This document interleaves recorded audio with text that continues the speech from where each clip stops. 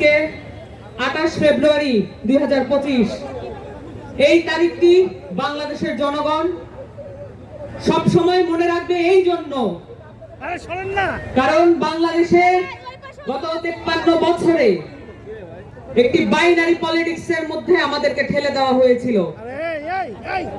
আমাদের মধ্যে কোনো অপশন ছিল না, হয় একটি না হলে আরেকটি। এভাবে করে আমরা আমাদের নাগরিক অধিকারের কথা ভুলতে বসেছিলাম। এখন একটি সময় এসেছে এবং সেই সময় করে দিয়েছে বৈষম্য বিরোধী ছাত্র আন্দোলনের নেতৃত্বে হওয়া সেই গণজাগরণ, সেই গণ অভ্যুত্থান। 24 জুলাইয়ের গণ অভ্যুত্থানের মধ্য দিয়ে আমরা এই বাংলাদেশের নতুন রক্তক্ষয়ী ইতিহাসের একটি সমাপ্তি ঘটানোর স্বপ্ন দেখতে পারছি। এই স্বপ্নের মধ্য দিয়ে আমরা বাংলাদেশের একটি রাষ্ট্র পুনর্গঠনের কথা বলছি। কেন আমাদের এই রাষ্ট্র পুনর্গঠন প্রয়োজন? কারণ এই বাংলাদেশে কখনো বাংলাদেশকে অ্যাজ এ স্টেট, একটা রাষ্ট্র হিসেবে স্ট্যাবলিশ করার কোনো প্রচেষ্টা গ্রহণ করা হয় নাই।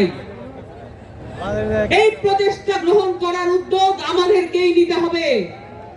জুলাই অভ্যুত্থানের শহীদদের যে আত্মা, তাদের ত্যাগ আমাদের উপরে এই দায় চাপিয়ে দিয়েছে।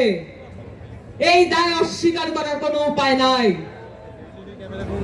আমরা অভ্যুত্থানের মধ্য দিয়ে একটি রাজনৈতিক দল গঠনের যে চেষ্টা করে যাচ্ছি, যে আকাঙ্ক্ষা ধারণ করে যাচ্ছি, এই আকাঙ্ক্ষার কারণে মূলে আছে এই দেশের মাটির প্রতি আমাদের ওয়াদা, এই দেশের মানুষের প্রতি আমাদের ওয়াদা।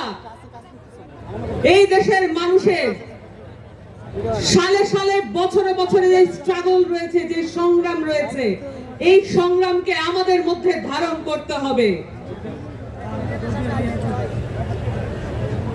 আমরা আজানের জন্য খানিকক্ষণ বিরতি নিচ্ছি।